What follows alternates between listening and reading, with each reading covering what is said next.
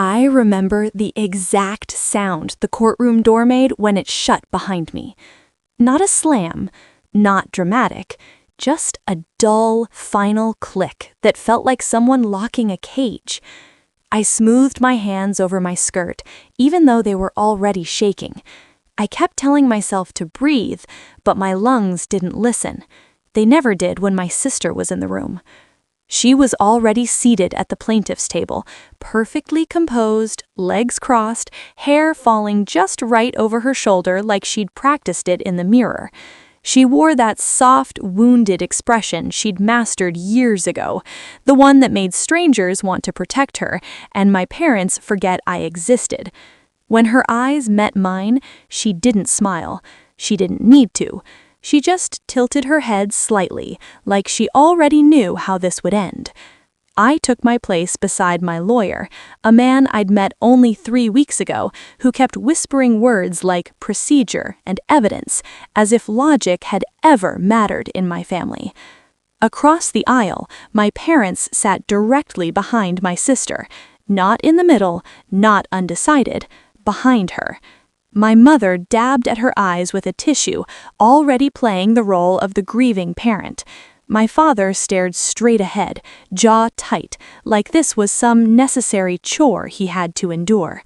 Neither of them looked at me. That's when it hit me. Not all at once, but slowly, like cold seeping into bones. I was alone. Not just in court, in life. The judge entered. Everyone stood, everyone sat. The ritual began. And with it, the story my sister had written for all of us. She was always jealous, my sister's lawyer said smoothly, pacing just enough to feel confident, not aggressive. Jealous of her sister's success, jealous of the trust their parents placed in her, and when she realized she wouldn't get what she believed she deserved, he paused, let the silence stretch. She decided to take it. I felt my lawyer tense beside me. Take it, like I was some kind of thief. My sister clasped her hands together, eyes glassy now. She looked so fragile, it almost made me sick. I never wanted this, she said softly when it was her turn to speak. Her voice trembled in all the right places. Loved, past tense. I stared at her, my chest burning. I wanted to laugh, or scream, or stand up and tell the truth the way it actually happened, but the truth had never been as pretty as her lies. I thought back to the first time inheritance was mentioned, months earlier, when my mother had called us both to the house. "It's just planning," she'd said over speakerphone. "We're not dying tomorrow." My sister laughed lightly. "Mom, don't be dramatic." I remember sitting on my couch, phone pressed to my ear, already uneasy. Anytime money came up, something ugly followed. At the house that night, my sister arrived first, of course. She always did. Always early, always helpful, always the good daughter. I walked in 10 minutes later and felt it immediately, the shift in the air. My mother barely hugged me. My father nodded like I was a neighbor stopping by unannounced. Dinner was stiff, forced smiles, polite questions that didn't require real answers. Then my father cleared his throat. "We've decided how the estate will be divided." My sister reached for her water glass, calm, prepared. I froze. He went on, explaining numbers, properties, investments. I barely heard most of it because my heart was pounding too loud. "And the house," he said finally, "will go to your sister." I looked up. "The main house?" My mother sighed like I'd inconvenienced her. "Yes, it makes sense. She has children." I didn't argue. I never did back then. I just nodded, even though I'd been the one helping with repairs for years, the one paying property taxes when my parents were short, the one who postponed moving out of state because they needed me close. "And the rest?" I asked quietly. My sister glanced at me then, just for a second. Something sharp flickered in her eyes. My father adjusted his glasses. We'll leave you a portion, of course. A portion. That word would come back to haunt me. Back in the courtroom, the judge leaned forward. Ms., do you wish to respond? I stood, legs unsteady, palms damp. Yes, I said, my voice sounding smaller than I felt. Because none of this is true. My sister lowered her head, shoulders trembling. My mother whispered something to her and squeezed her arm. I swallowed hard. I never took anything. I never forged documents. I never manipulated anyone. Her lawyer smirked faintly, like he'd been waiting for this. Then how do you explain the signature? He held up, a document like a weapon. My signature, or something that looked like it. I felt dizzy. That's not mine. My father finally turned to look at me then, and for a brief, stupid moment, I thought he might believe me, but his eyes were cold, disappointed. Stop, he muttered, not loud enough for the room, just for me. Stop, like I was embarrassing them. The judge called for the next witness. My mother stood. As she walked past me, she didn't glance my way, not even once. On the stand, she cried easily, too easily. She changed, my mother said, voice breaking. After she found out her sister would inherit more, she became distant, angry. I clenched my fists. She stopped coming around, my mother continued. We didn't know what she was capable of anymore. I wanted to shout that it was they who stopped calling, that I'd been pushed out, quietly, politely, like an old piece of furniture. But the court didn't want history, it wanted a villain, and my sister had handed them one. As my mother stepped down, she finally looked at me. There was no regret in her eyes, only relief, like she'd chosen a side and was glad it wasn't mine. The hearing adjourned for the day. People stood, stretched, murmured. My sister turned as she gathered her things. For the first time all day, she smiled. Just for me. Don't make this harder than it has to be, she whispered as she passed. I watched her walk away with my parents on either side of her, like bookends. That was the moment I realized this wasn't just about money.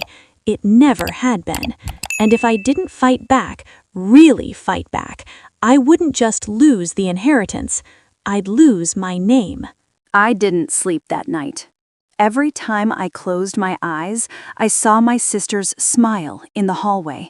Small, satisfied, like she'd already buried me and was just waiting for the paperwork to catch up.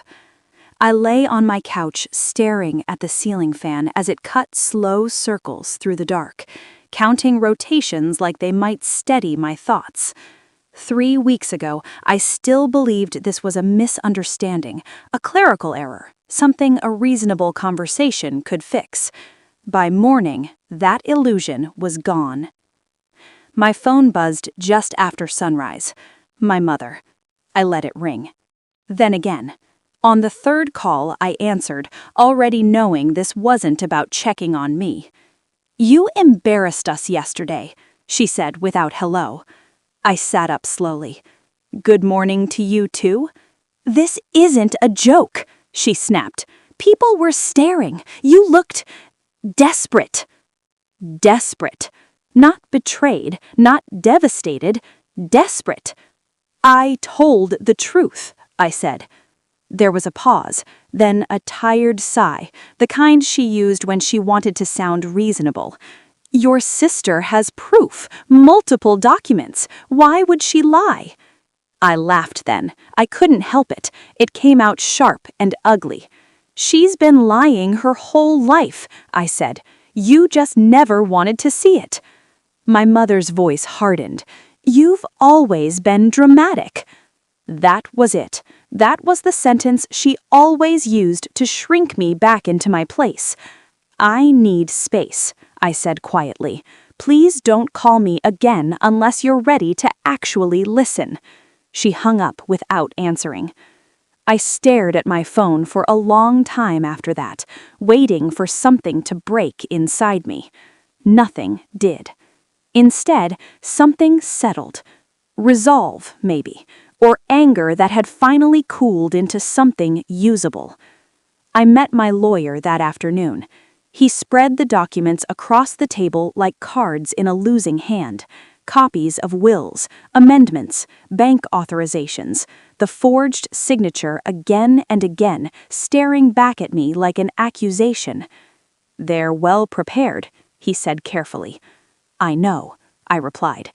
He looked at me. "Do you have any idea when these documents could have been signed?" "Yes," I said. "They couldn't have been." That got his attention. My father was hospitalized during one of those dates, sedated. He couldn't even hold a pen. He leaned forward. "Are you sure?" "I sat beside his bed for 3 nights." The room went quiet. "If we can prove that," he said slowly, "it changes everything." That night, I went digging. Old emails, text messages, calendar entries I'd never bothered to delete. I found pictures I'd taken in that hospital room, my father asleep, monitors blinking behind him, the date and time embedded in the file. My hands shook as I scrolled. There it was, the same day one of the most damaging documents was supposedly signed. I whispered, "Got you." But the more I uncovered, the clearer it became this wasn't just my sister acting alone. She'd needed access, witnesses, silence. She'd needed my parents. The next court day arrived too quickly. This time, my sister wore white, innocent, angelic. I noticed how she avoided looking at me now. Good. My lawyer presented the hospital evidence, dates, records, photos. The judge frowned, tapping a pen against the bench. My sister's lawyer objected, questioned relevance, tried to redirect. But something had shifted in the room. For the first time, doubt crept in. My sister took the stand again. "Did you witness your father signing this document?" the judge asked. "Yes," she said smoothly, too smoothly. "Where?" "At home." "What date?" She named it confidently. I leaned forward. My lawyer stood. "Your Honor, we have verified medical records confirming the father was admitted to St. Mary's on that date and remained there for 72 hours. Murmurs rippled through the courtroom. My sister blinked. Just once. The judge turned to her. "Care to explain that discrepancy?" She swallowed. "I may have misremembered." Misremembered. My mother stiffened behind her. The judge adjourned early that day, ordering a forensic review of all signatures. Outside the courtroom, my sister finally lost her composure. "This is ridiculous," she hissed, grabbing my arm when no one was looking. Her nails dug into my skin. "You're destroying this family." I pulled free. "You did that the moment you decided to frame me." Her eyes darkened. "You always think you're smarter than everyone else." I leaned closer. "I don't have to be smarter than everyone, just smarter than you." She slapped me. Right there in the hallway. Gasps. Someone shouted. A bailiff stepped in. My sister burst into tears instantly, clutching her hand like she'd been the victim. My parents rushed to her side. "She didn't mean it," my mother pleaded to the guard. "She's under a lot of stress." No one asked if I was okay. That night, I found the email. Buried deep in an old account I rarely used, sent months before any of this started. From my sister. Subject line, "We need to talk about the will." I opened it, heart pounding. She'd laid it all out, calm, calculated, almost casual. How it wouldn't be fair to split things evenly, how I didn't need much, how our parents deserved peace in their old age, how I should step aside gracefully. And the last line, "If you don't cooperate, I'll handle it my way." I sat back slowly, the room spinning. This wasn't just a betrayal, it was a threat, and now I had proof she never thought I'd find. I forwarded the email to my lawyer. Then I waited, because I knew one thing for certain now. My sister wasn't finished. And neither was I. The waiting was the worst part. Not the court, not the accusations. The waiting. Days stretched into weeks while the forensic review crawled forward, every hour feeling like borrowed time. I went to work, answered emails, smiled at coworkers who had no idea my entire identity was being dissected in a courtroom downtown. At night, I barely ate. Coffee replaced meals, anxiety replaced sleep, and my sister stayed quiet, too quiet. That's how I knew something else was coming. My lawyer called me one evening just as I was unlocking my apartment door. They submitted an additional affidavit, he said. This one's different. I froze. Different how? It claims you pressured your parents emotionally, that you threatened to cut contact unless they revised the will. I laughed, sharp and humorless. That's insane. I know, he said, but it's sworn testimony, signed by both of your parents. My keys slipped from my hand and clattered onto the floor. Both? I whispered. Yes. I sank onto the hallway carpet, my back against the door, my heart hammering like it wanted out. They didn't just choose her, they rewrote me. The affidavit described me as volatile, manipulative, financially reckless, someone who couldn't be trusted with substantial assets. It was like reading a stranger's biography with my name on it. When I finally stood up, my legs felt hollow. That night, I drove to my parents' house. I hadn't planned to, I just ended up there. The porch light was on. My sister's car was in the driveway. Of course it was. I knocked. My mother opened the door and looked genuinely startled, like she'd hoped I'd simply disappear. You shouldn't be here, she said. I want to talk, I replied. My sister appeared behind her, arms crossed, lips pressed together in mock concern. Now isn't a good time, she said gently. I stepped inside anyway. I read the affidavit, I said, my voice steady despite the storm inside me. Every word. My father stood near the fireplace, not looking at me. Is that really how you see me? I asked him. Silence. Then my mother spoke. We're just telling the court what we've experienced. I laughed again, softer this time. Experienced what? Me paying your bills when Dad retired early? Me driving you to appointments? Me canceling my own plans every time you needed something? My sister sighed, shaking her head. See? This is what we mean. You always keep score. I turned to her. You forged documents. She didn't deny it. Instead, she smiled faintly. You can't prove that. I stepped closer. I have your email, the threat. Her smile faltered for half a second. My parents exchanged a look. What email? My mother asked. I watched realization dawn on my sister's face too late. You didn't tell them, I said softly. She recovered quickly. She's lying. She's been fabricating things for months. I pulled out my phone and hit play. Her voice filled the living room, calm and confident, explaining how she'd handle it her way if I didn't cooperate. The room went dead silent. My mother's hand flew to her mouth. My father finally looked at my sister. Is this true? My sister's eyes filled with tears instantly. You don't understand. No, you don't understand. I was willing to walk away with less. I wasn't willing to be erased. My father sat down heavily. My mother whispered my sister's name like a prayer. And then my sister did something I never expected. She turned to me and said, if you release that email to the court, I'll tell them about the cash. The air left my lungs. What cash? My father asked sharply. My sister's gaze never left mine. The money she took, the withdrawals she asked me to help hide. My head spun. That never happened. She shrugged. Prove it. I realized then what she was doing. Mutually assured destruction. I left without another word.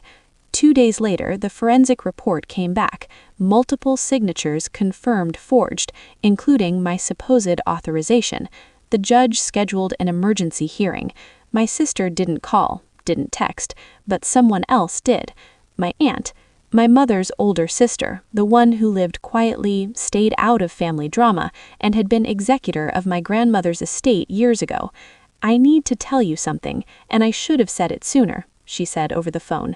"We met at a diner off the highway, the kind with cracked vinyl booths and burnt coffee." She slid a folder across the table. "I was there," she said, "the day your parents first changed the will." My stomach clenched. My sister said it happened at home. My aunt shook her head. "It didn't. It happened at the bank, and your sister brought the paperwork already filled out." I felt cold. "Did my parents know?" She hesitated. "Your mother did. Your father, I'm not sure he read everything."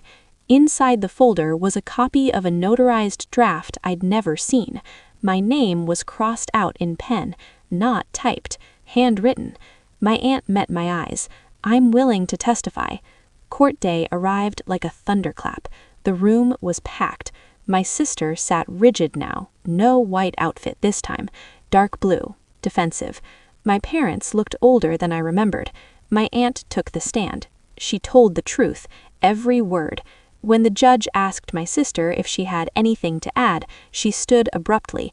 "I was protecting my family," she said, voice shaking, "from her."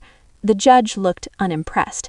"I find it curious," he said, calmly, "that every piece of verified evidence contradicts your claims." My sister turned and looked at me, not with anger, with fear. The hearing was adjourned again, no ruling yet.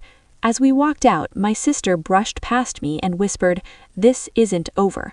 I watched her go, my heart pounding, because I knew she was right, and whatever her next move was, it wouldn't stay in the courtroom. The night my bank card declined at a gas station, I knew she'd moved. I stood there, under the harsh white lights, the smell of fuel in the air, staring at the screen like it had personally betrayed me. I tried again. Same message.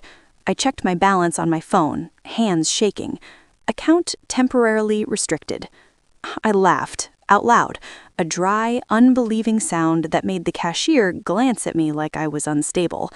By the time I got home, there were 3 voicemails from my lawyer. "She filed an emergency motion," he said in the last one, "claiming you're attempting to hide assets. The court ordered a temporary freeze pending review." I dropped my keys on the counter and slid down the cabinet to the floor. This was her new strategy. Starve me out. The next morning, there was a knock on my door. Police. A noise complaint, they said. A concerned family member had reported screaming, threats, possible self-harm. I stood there in my pajamas, hair a mess, eyes hollow from weeks without sleep, and realized how easy it would be for this to go wrong. "I'm fine," I said calmly. "You can come in." They looked around. Empty apartment. No signs of anything. One officer lowered his voice. "You might want to talk to a lawyer. These kinds of calls can escalate." I thanked him after they left and locked the door behind me, my heart pounding. She was trying to build a record. I stopped answering unknown numbers. I documented everything, screenshots, dates, times. Every strange thing that happened went into a folder I labeled simply, "Her." Then my father showed up, unannounced. He stood in my doorway, hands shoved into his coat pockets, eyes tired. "She's gone too far," he said quietly. I stepped aside and let him in. He didn't sit, just looked around like he was seeing my life for the first time. "She froze my accounts," I said.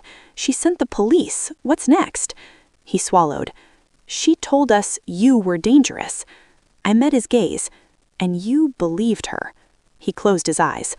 "I don't know when we lost you," he said. I laughed bitterly.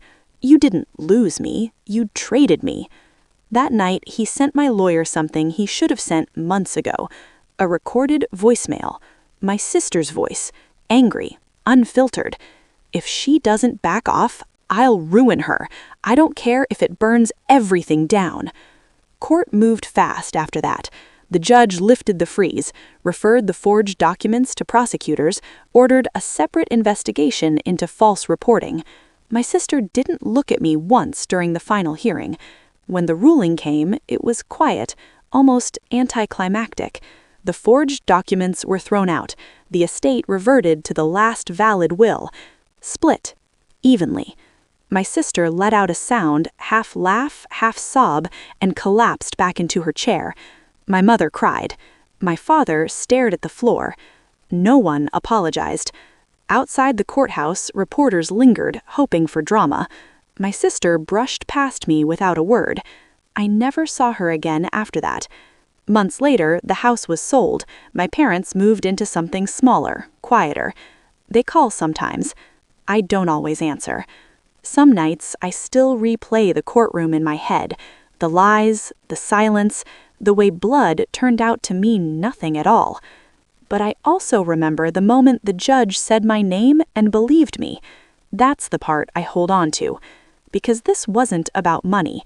It was about surviving someone who knew exactly how to destroy me and choosing not to disappear. If you stayed with me through this whole story, thank you for listening. If this hit close to home or kept you on edge, don't forget to like, share, and subscribe. Your support keeps stories like this coming, and there are more you won't want to miss.